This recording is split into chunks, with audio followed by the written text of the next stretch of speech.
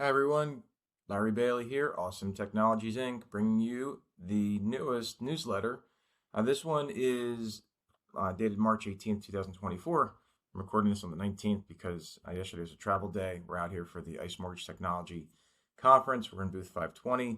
If you're not out here, I totally get it. But make sure that you do join over into the Mortgage community, into the ICE Experience 24 space.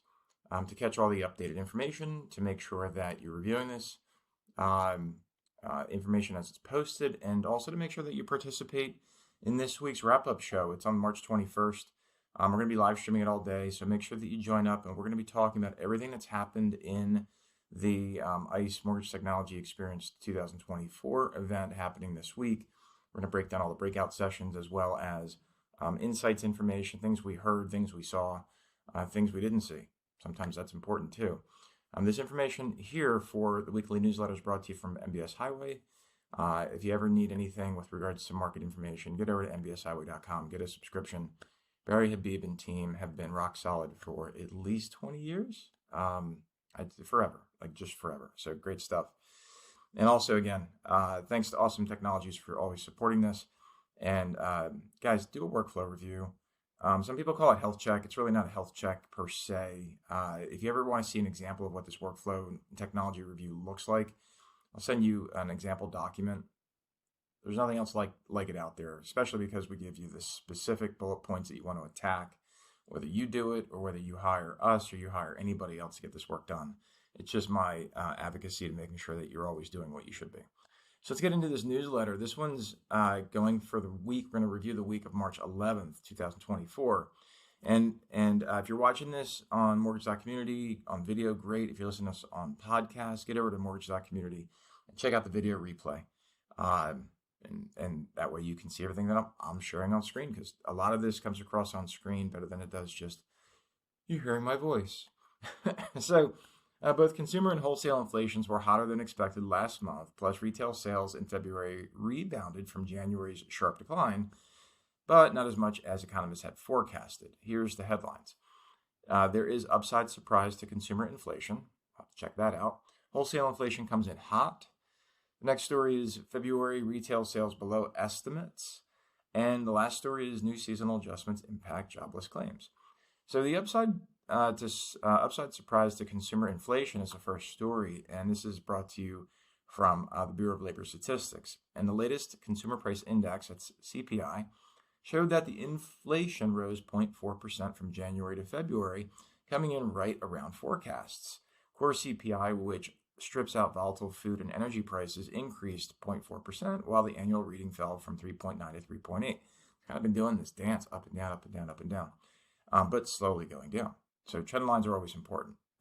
Both figures were slightly higher than estimates. Rising shelter and energy costs were two key factors that helped push inflation higher last month. Bottom line, gang, inflation has fallen considerably. Remember, in 2022, that headline reading was at 9.1%, and rightfully so. Everybody's freaking out. Now that's down to 3.2%. The core reading that was as high as 6.6 is now down to 3.8%. But the CPI was still hotter than expected for both January and February, meaning inflationary pressures have been more persistent than the Fed would like. This is not on screen here, but keep in mind that it's not like you flick a switch and boom, things drop. There's this dance up and down, and there's so many macroeconomic influences here going on, things that are rising around the world. And we just have to wait and see what's going on here. I know everybody is really anxious to get rates lower, get inflation lower, and this is why the Federal Reserve is doing its thing. And that leads us right into the next story here. So next story is wholesale inflation comes in hot. Now, again, wholesale is the producer price index, the PPI, and that measures inflation on the wholesale level. That rose 0.6% in February, doubling market estimates. And remember, at the wholesale level, think about this. If you go to some wholesaler and you get prices lower, and then you go to a retailer and get prices higher, that's normal, right? You understand that typically. But if the wholesale prices jump, it's going to jump at the retail. Retailers can only absorb so much, and this is not going to help them. So on an annual basis, the PPI rose from 1% to 1.6%, well above the 1.1% that was forecasted. The core PPI, which strips out the volatile food and energy prices, was still higher than expected with a 0.3% rise. The year-over-year reading remained at 2%, just above forecast. Bottom line here, gang, is that despite the upside surprise in the data, the wholesale inflation is still well below its 2022 peak. February's 1.6% year-over-year reading is a sharp drop from the 11.7% that was reached a few years ago. That's when everybody was like, dude, we're in some serious trouble. So remember that the Fed began raising their Fed funds rate, which is the overnight rate for banks, in March 2022. And it was designed for all this stuff. So while the Fed is still expecting to start to cut the Fed funds rate later this year, with these higher than expected inflation readings, it might push things back. We were thinking maybe July, and I know a couple weeks ago somebody was like, "See, I told you it was going to be July." I don't know. I mean, we'll have to wait and see what happens. The latest update in December showed that the Fed board members projected a median of 3 rate cuts for this year. We'll see if that happens. We'll see if this economic data really supports that opinion as time goes on. I mean, it's already March 19th, for goodness sake. So this year is flying by. And that gets us into our next story. February retail sales below estimates. So retail sales rose 0.6% from January to February, though this modest rebound was well below estimates of the 0.8% gain they were expecting. Sales in January were also revised downward from the originally reported 0.8% decline to a 1.1% decline when compared to December. Bottom line here is, after strong holiday sales shopping season, consumer spending has cooled in the first quarter. I know my spending cooled. I could see it in my credit card statements.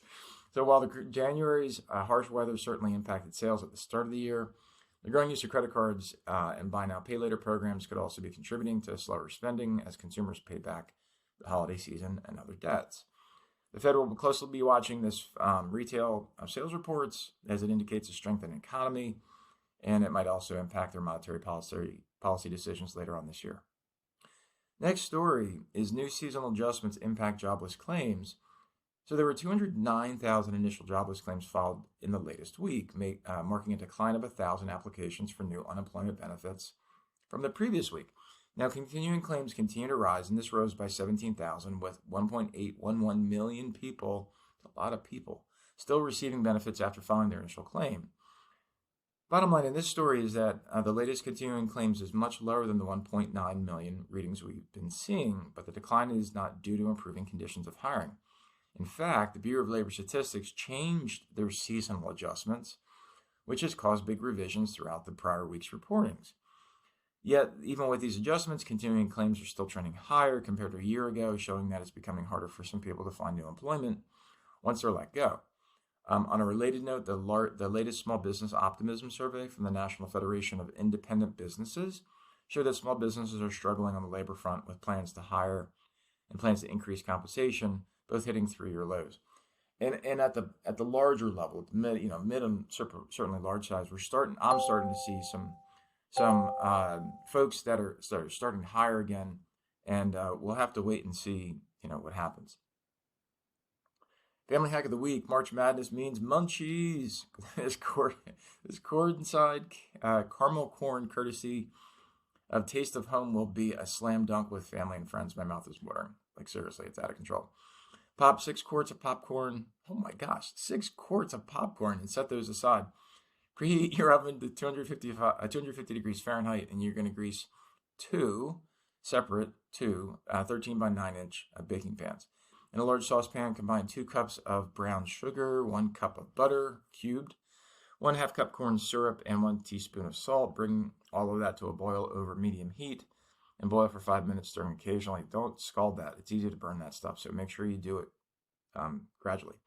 Remove from heat and stir in 3 teaspoons of vanilla, 1/2 teaspoon baking soda, and mix that well. You're going to pour that sauce all over the popcorn and stir until well coated. And add the popcorn to the prepared baking dishes and bake for 45 minutes, stirring every 15 minutes. Cool that completely before serving, and then if you have any leftovers, store them in an airtight container so your popcorn doesn't get all stale. You want to keep crisp. Here's what to look for this week. Housing data will share headlines with the Fed. Starting with builder confidence from March for the National Association of Home Builders on Monday. That was yesterday.